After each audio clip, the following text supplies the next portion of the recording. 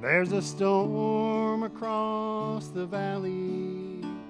The clouds are rolling in. The afternoon is heavy on your shoulders. There's a truck out on the 4-lane, a mile or more away. The whining of his wheels just makes it colder. Welcome to Community Forum. My name is Priscilla Almquist-Olsen. Your host today is February 24th, 2023. Last night we had our first snowstorm of any worth. I think we probably have 2 inches at the most, but it's a glorious day. So excuse me for wearing my snowflakes, but I just couldn't resist. And I'm so pleased today to welcome as our very first guest in the series, Introduction to Easton Clergy. And today is, the Reverend Crayton, who is here from the Lincoln Church Ministries of Brockton, whose services at his church are televised by ECAT. And welcome, Reverend Crayton. Thank you, Glenn. Thank you for having me. Oh, you're welcome. And tell me, does your service, is it broadcast every Sunday? Yes, we have a live Facebook.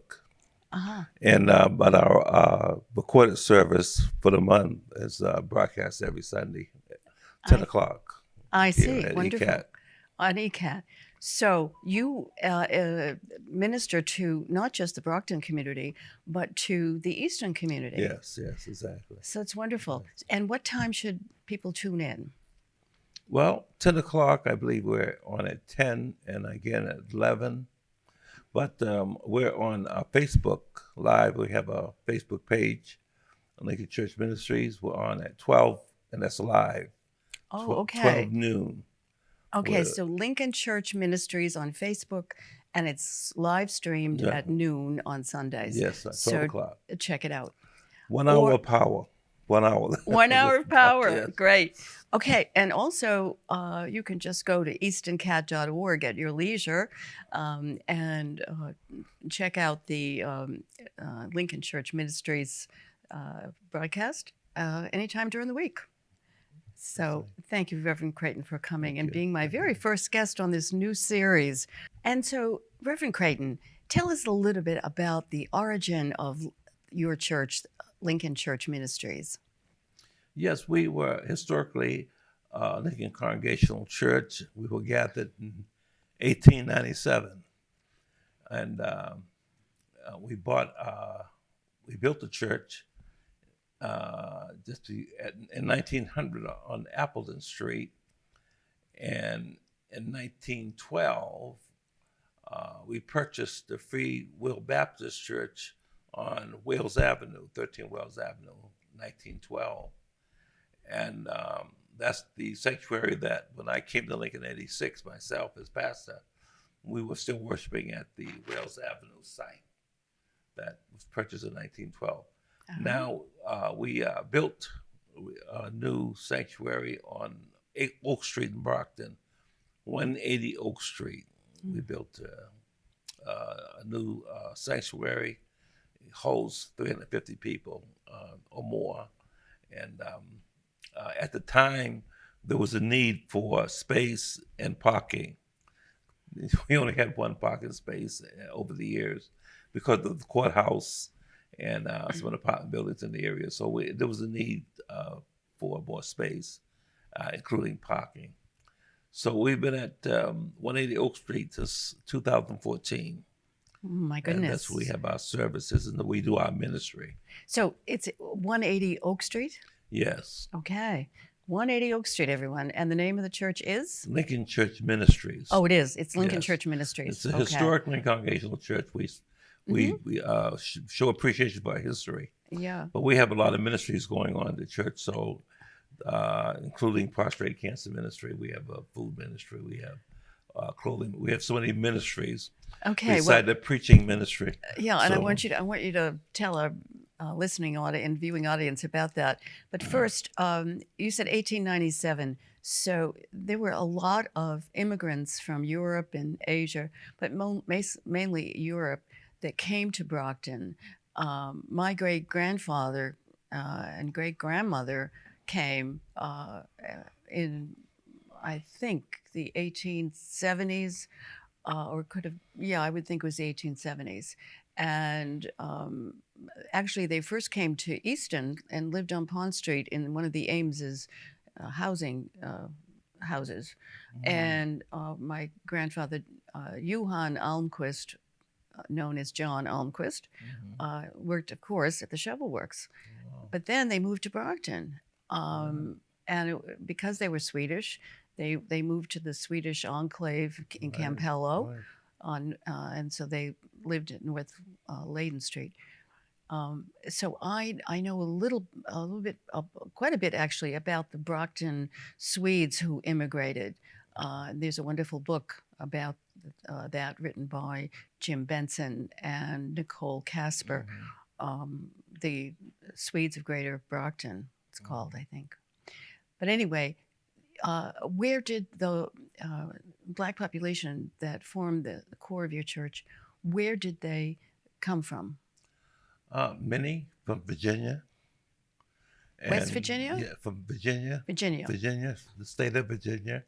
Some West Virginia, and a lot from, quite a few from Mississippi, since I've been there over the years, Mississippi and Alabama. But some of the oldest families, I understand, came from the area around Virginia. Did you have the same, was it the same situation as that I know with my family, with the Swedes, that they tended to go where they knew there was somebody there, whether it was a family member or a friend or just a contact person that they had been given from home. So they went to places where they felt welcome. Yeah, there were jobs, Shoe City. There were a lot of jobs open in the shoe industry. Right. And as a matter of fact, I got a gift from one of the members who was a grandson of, or son of the founding members of the church in 1897. He worked at FootJoy. I got a pair of FootJoy shoes. I still have them to this day because I thought it was very nice of him. The church at the time was going through a change, and there were not many members. When I came to about 8 members, then the Lord brought it up for us. But one of the members gave me a pair of FootJoy shoes. Well, those FootJoy shoes are very expensive. Yeah. Oh, yeah. Oh, boy. Oh, yeah, I know that. And I think they're still producing them, aren't they? I think so. I think they are. I think it's one of the last vestiges of Brockton shoe business. Yeah. My great-grandfather, John, had 9 kids. One of them was my grandfather, and his name was Frederick Gustav Almquist. And my grandpa Fred, he worked in, I think, the Key Shoe Factory. And I have those wooden molds that they used to put the shoes over. Right. I mean, or the leather over to cut the soles or whatever. Right. Yeah. Well, anyway, so do you have, you mentioned you have many ministries. Tell us a little bit about those. Well, we have a food pantry ministry, the Lincoln Food Pantry Ministry, and we distribute about 30 tons of food per year. Oh my goodness! And are you? Do you get food from various banks, food banks? The Greater Boston Food Bank and some of the area bakeries, when they have an overabundance of a certain product, they call us to that we could use, like nice fresh rolls that they made too many of. We have that in our food bank as well. Now, our local Council on Aging gets breads and pastries or cakes a day after they've been set out for the public. So, and I think they come from Shaw's in Easton. We've received donations from Shaw's before. You do? Stop and Shop every now and then. Great. And that's wonderful because there is so much food waste in America. That's right. That's right. Yeah. So you're helping that, and you're also helping people who need it. And what other ministries do you have besides the food Well, pantry? one thing about the food pantry ministry, is our goal. It is our goal, and we pray that we're meeting that. Is that every family would have at least one meal per day. We wanted to give one family, each family, one meal, full meal per day. We want to be the ones that were responsible for at least one meal to that family for every day of the month. And so that's why we have such an abundance of food. But we have the food pantry ministry, and then we have another ministry with Walmart, where we get to their items that they're moving from the shelves, or opened items and things of that nature, and a lot of children's underwear and socks and toddler clothes and toys and things that have been opened or in the carriage. I believe once items are put in the carriage, they normally don't put them back on the shelf. I see. So something that had been opened Right. and returned. Right. So we have that ministry. We have a pickup there twice a month. We have a large van that goes to pick that up, and we distribute that to those in the those attending the church and those in the neighborhood, those in need. And so, Okay. And I imagine you have a active choir?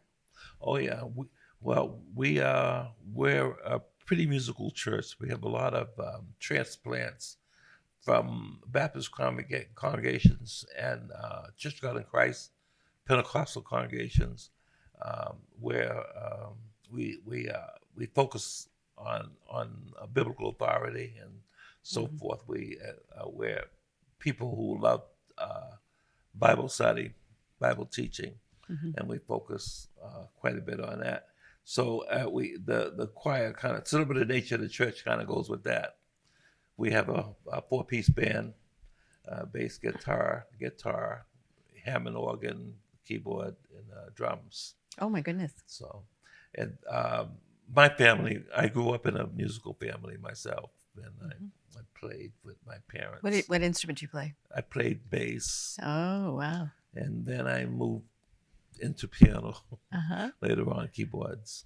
Great. And every now and then they'll see me there. I play for the men's choir on the fifth Sunday.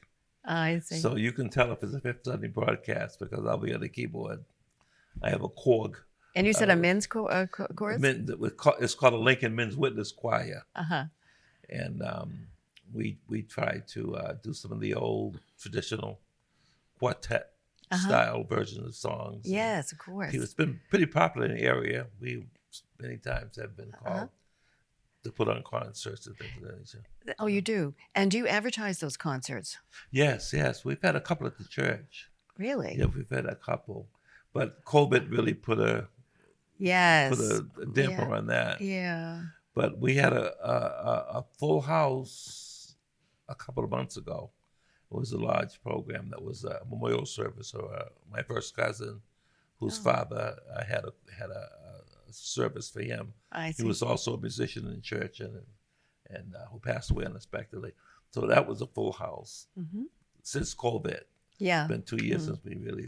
So, do you invite the public to some concerts? Oh yeah. Oh, and the good thing about it, we have excellent parking. We're right at the Plaza American. I think the American Legion Plaza, I believe it's called, right by Webster Bank next to CVS. We have excellent parking, and that's been a problem for people in our area, other churches in our area. Beside the Greek Orthodox Church, they have excellent parking. We have excellent parking, so it makes it easier for people to have access. And everything's on one floor, so it's handicapped. Yeah. Accessible. There's no stairs to go That's up. great. To get into Well, in 1897, when your church was founded, everybody walked. Nobody had cars in 1897. I mean, when was the first Ford? 1905? I don't know. So the same thing happened to my church. It was here in Easton, the corner of Jenny Lynn Street and William Street, and no parking at all. Absolutely none. So that's why in 1959, we built a church on Lincoln Street, and there is absolutely massive parking. I mean, and so, and we lease our chapel to 3 Episcopal churches, which join Wow. together, Bristol County Episcopal Church. So, yeah. But even then, we still have many, because it's huge. Yeah. Parking area, Yeah. it's huge. Yeah. And so that, and so we have, I think in one of the movies that came to town, they parked in those big white trailers, parked in our parking with very little problem. Yeah. Wow. So tell me, is that the extent of your ministries? Well, I mean, that's a lot that you're doing. We have a Friday night prayer hotline.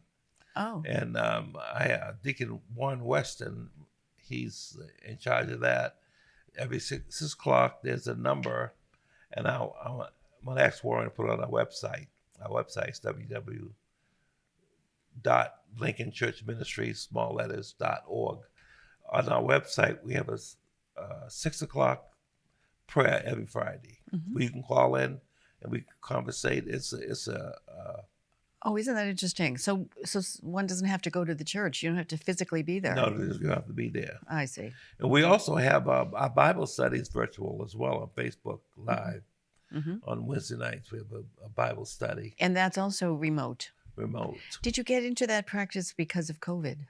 Yes, we did. And so now it's become normal. Well, but isn't that nice? People are kind of making it normal. I said physical service is back in action again, but it's become such a convenience for folks. They kind of like the idea. Yeah. Half, to me, for our church, about half the members appreciate the virtual. Now, you mentioned that most of your parishioners are African American. Do you have other races represented? But we have Caucasian, we have Irish, we have Jewish, we have various people, all complexions and colors and nationalities that attend the church or tune in. And I have some Pakistani and Persian people who attend the services. Really? Yeah, from India, Christians and so forth. So we're quite a few. So it's a real mixture and representation of the human race. Most definitely. Oh, isn't that wonderful? Most definitely. Okay, well, I'm going to have to check you out. Yeah. I was blessed to have a scholarship to Andover Newton Theological School, which was the first seminary in the country. Right. And which even the other seminaries that the Protestant seminaries take their patent from. Well, Andover Newton is one of the, if not one of the leading theological seminaries in the country, if not the world. Yeah, they were a blessing to me. They really treated me so well. I'll never forget the people. Weren't you fortunate? I mean, yeah. So you must be a great preacher. Oh no, a seminary won't make you a great preacher. I'll tell you. But they'll give you some polish. Reverend Walker from Messiah said that your calling is the shoes, but the seminary gives you a little polish for your shoe. So tell me, how did you get into the ministry? Did you have a parent who was? Yeah, my dad was a minister. His name was Reverend Huston Crayton Sr. My mother was an evangelist.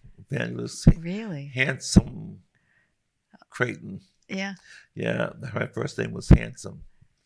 And were they in Brockton or were they? They were in Boston. In Boston. And Dad was a gospel promoter. He was a major promoter for gospel concerts that came to Boston. Really? So he was in music. During World War II, he used to promote the Wings Over Jordan and various groups. He was stationed in Italy. He did special services. I see. Over there, Langon, Italy, during the war. Did he go to Italy and minister to the GIs over there? Well, he was a GI. He was? Sergeant Crayton. Oh. I got some stuff I put on my webpage. He was in North Africa and Langon, Italy. I went to visit there in 2018. And he got involved in special services with the gospel music and so forth. I see. Special services. Wow. So, Okay. Well, that's such an interesting background. yeah. And I bet you bring a lot of that to your sermons. Yeah. Well, I got some great, death has taken many people, especially my age now, from my life, but I thank God that one thing death can't touch is other memories. Right. And that song, "Precious Memories," how they linger, how they ever bless my soul, in the stillness of the midnight. Yeah. Sacred scenes unfold. I have that every day. I have such a great history, legacy, on my back, and my parents were just great people. Well, that's wonderful. And, the grieving lasts for a short time, but the joy and the smiles last forever. Yeah. And when you can start to smile and laugh and thinking about your loved ones who have passed, then you have really honored them. That's right. That's right. Well, so what is it that what is your mission by being the pastor of Lincoln Church Ministries? What do you hope people get when they leave your service or they're part of one of the ministries? What do you hope is in their heart and soul? So, why should I believe in anything? I taught school for many years in the Boston Latin Academy. One of the girls said, I asked her, did she go to church? She says, I just live my life. But, I just want to live my life. In other words, there's no purpose. What's the need of faith? And that's my focus, ministering to people who feel like they have no need to have a relationship with the Christ. And that's what my faith well, don't you think that's true that especially this generation and the past generation, life got so busy that church got put in a back burner. And I think when sports their children were involved in sports on Sunday, when that's, Sunday when I was growing up was a day of rest and relaxation and fun and after church and so forth. But that has changed. And I think people today are just anesthetized by all of the activities that are just bombarding their families. And so church becomes one more activity, and they just don't seem to have time for it. I mean, that's their excuse, but it's prioritizing, isn't it? Yeah, it's once we understand that it takes more than materiality to be happy. Right. Those things that we've become very good at making a living, but not too good at making a life. What a good quote. This life is never meant to be lived without the Lord. I really believe that.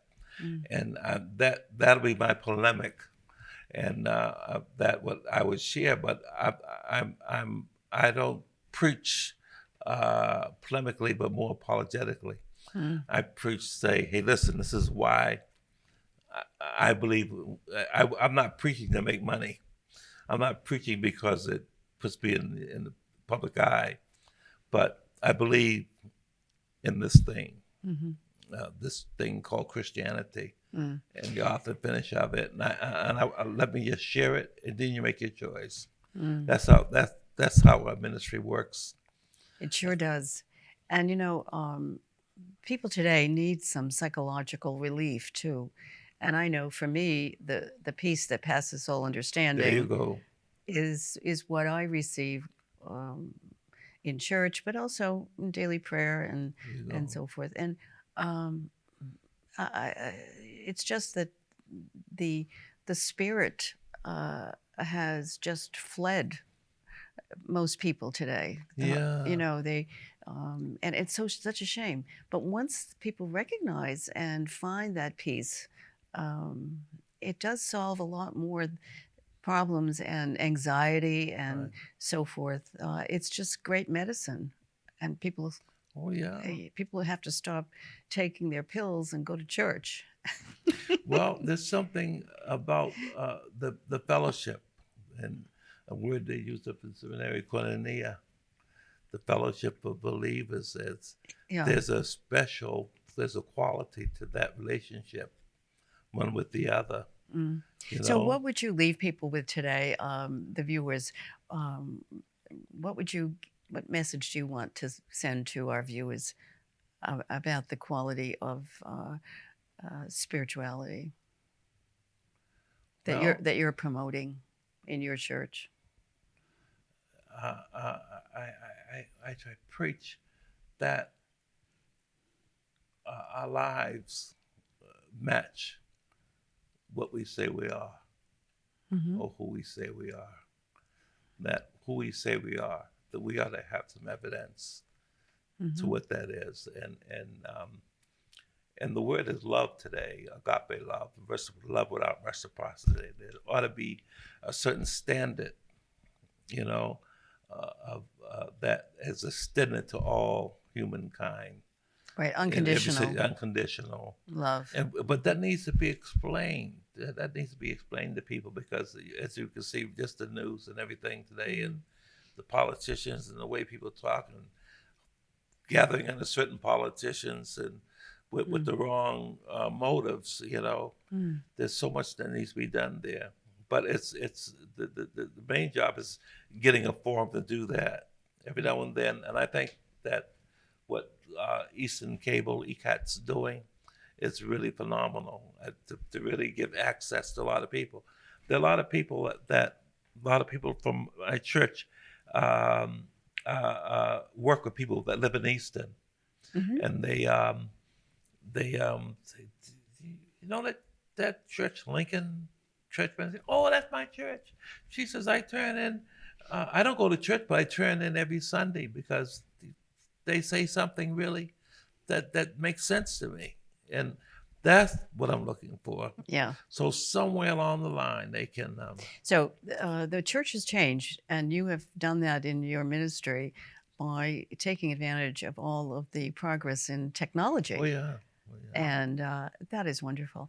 Well, Reverend Crayton, thank you so much for coming today. Thank you, and Priscilla. sharing with Thank us. you. You're really so kind to have me come. Oh no, You didn't have to have me. It's But I important. thank God Oh, for you. you. Thank you.